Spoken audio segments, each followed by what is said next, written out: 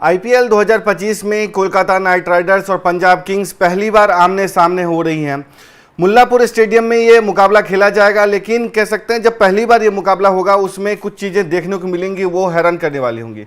पिछले season KKR की कप्तानी करते हुए अपनी कप्तानी में कह सकते ट्रॉफी जिता चुके श्रेयस अय्यर इस बार पंजाब किंग्स की कप्तानी कर रहे हैं और पुराना जो हिसाब है उसको चुकता करना चाहेंगे, यानी केकेआर से जो पुराना बदला है वो लेना चाहेंगे, क्योंकि अपनी ट्रॉफी अपनी कप्तानी में ट्रॉफी जिता चुके और वो जो क्रेडिट उन्हें मिलना चाहिए था वो जो नहीं मिल पाया, उसकी जो टीस होगी और श्रेयस अय्यर उसका हिसाब आज चुकता करना चाहेंगे, कह सकते हैं बदला लेने की कोशिश करेंगे।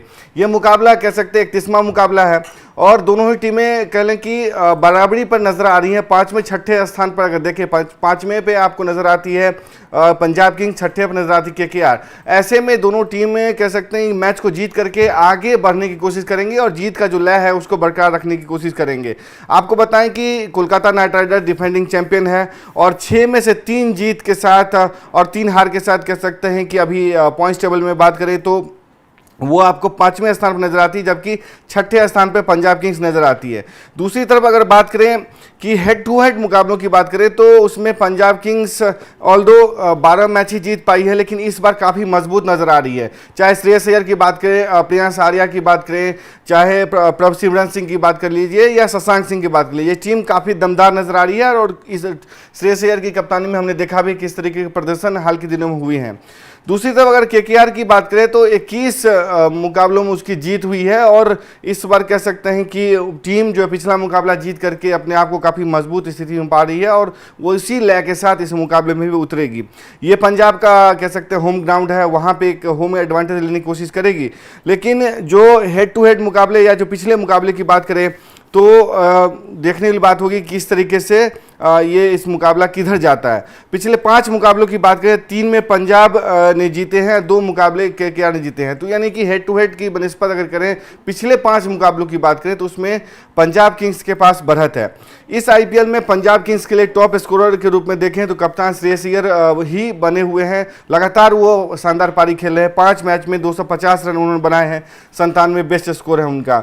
दूसरी तरफ अर्शदीप सिंह हैं जो उनके टॉप बॉलर बनकर के उभरे हैं, 5 मैच में 7 विकेट लिए हैं और उन्होंने दिखाया है कि क्यों वो पंजाब किंग्स पर काफ़ी भरोसा करती है, चाहे स्ट्रेटेजाइजिंग की बात हो, चाहे विकेट की बात हो, चाहे डेथ ओवर में गेंदबाजी की बात हो। अर्शदीप सिंह उनके टॉप बॉलर बनकर के उभरे हैं। अगर विजय कुमार बैसाख की इंट्रोडक्शन की बात हो, चाहे लॉकी फर्गूसन जो आज नहीं खेल रहे हैं, ये बड़ा झटका माना जा रहा है, तो ऐसी उपस्थिति में इन पर जिम्मेदारी बढ़ जाती है और स्पिन की कमान जो है युजवेंद्र चहल संभालते नजर आएंगे। दूसरी तरफ अगर हम बात करें आईपीएल में केकेआर का कैसा प्रदर्शन है तो केकेआर में अभी जो फिलहाल है कप्तान अजिंक्य रहाणे हैं वही लीड स्कोरर हैं और टीम को फ्रंट से लीड करते नजर आ रहे हैं। सबसे उम्रदराज कप्तान है, पिछले सीजन नहीं थे इस टीम के साथ, इनका इस बार कप्तानी सीधा करते हैं, यानी कि पिछले सीजन श्रेयस अय्यर कप्तान थे, उनकी जगह पे इनको कप्तान बनाया गया है। आखिरी मोमेंट पे श्रेयस अय्यर को रिलीज किया गया था, यानी कि 6 मैच में 204 रन 61 जो उनका बेस्ट स्कोर है। दूसरी तरफ जो मिस्ट्री स्पिनर है वरुण चक्रवर्ती जिन्होंने चैंपियंस ट्रॉफी में कमाल किया था और इस बार आईपीएल में भी वो कमाल कर रहे हैं। 6 मैच में 8 विकेट 22 रन पे 3 विकेट जो उनका इस सीजन का सबसे बेस्ट स्कोर है, यानी कि कह सकते हैं कि काफ़ी शानदार प्रदर्शन केकेआर और पंजाब किंग्स कर रही है। आपके स्क्रीन पर जो खिलाड़ी दिख रहा था अभी वो है प्रियांश आर्या, जिसने 39 गेंद में शतक ठोक करके जिस तरीके से नाम कमाया, जिस तरीके से पुरस्कार लिया, जिस तरीके से प्रीति जिंटा ने उसकी तारीफ की और दिल्ली से जो उनका एक वास्ता रहा है, दिल्ली में जो सुपर लीग उन्होंने खेला, दिल्ली प्रीमियर लीग जो खेला, उसके बाद जो उनकी टीम में वापसी मतलब एंट्री हुई और कह सकते हैं जो लीड एक तरीके से बैटर नज़र आ रहे हैं, ओपनिंग करते हैं, तो उनसे काफ़ी उम्मीद होगी। पिच रिपोर्ट की बात करें तो महाराजा यादवेंद्र सिंह इंटरनेशनल स्टेडियम की जो पिच है बल्लेबाजों के लिए मददगार साबित होती है। यहाँ हाई स्कोरिंग मैच देखने को मिल सकते हैं। यहाँ अभी तक 7 कुल मुकाबले खेले गए हैं, जिसमें से 4 मैच में पहली इनिंग में बैटिंग करने वाली टीम ने जीते हैं, 3 में चेज करने वाली टीम ने जीते हैं, यानी कि कह सकते हैं 50-50 का मुकाबला देखने को मिलेगा। हाईएस्ट स्कोर 219 पे 6 है। जो पंजाब ने पिछले सीजन पिछले मैच में चेन्नई सुपर किंग्स के खिलाफ बनाया था।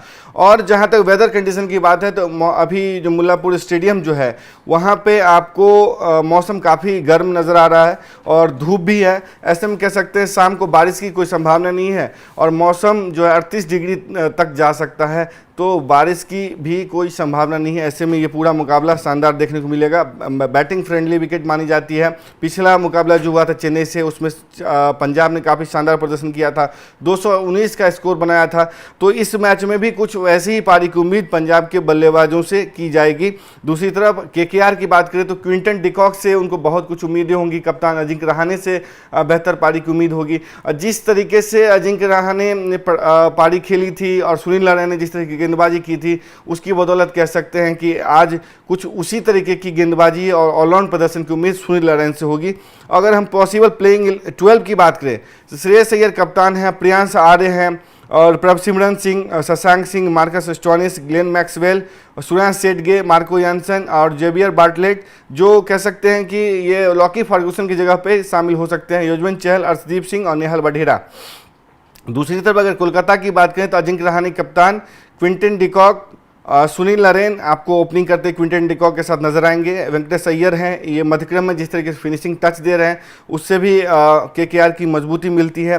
रिंकू सिंह को के बारे में कहा जाता है कि इनको प्रमोट करने की ज़रूरत है, क्योंकि जिस समय ये आंद्रे रसेल आते हैं 6-7वें नंबर पे, उस समय तक मैच आधा खत्म हो गया रहता। जैसे कि उन्होंने होम ग्राउंड पर भी कहा था सौरभ गांगुली ने कि इनको थोड़ी सी प्रमोट करने की ज़रूरत है। मोइन अली हैं, आंद्रे रसेल हैं, रमनदीप सिंह, हर्षित राणा, वैभव अरोड़ा, वरुण चक्रवर्ती और अंगक्रिश रघुवंशी। तो कुल मिलाकर के आज का जो मुकाबला है उसमें कुछ ये प्लेइंग 12 थे।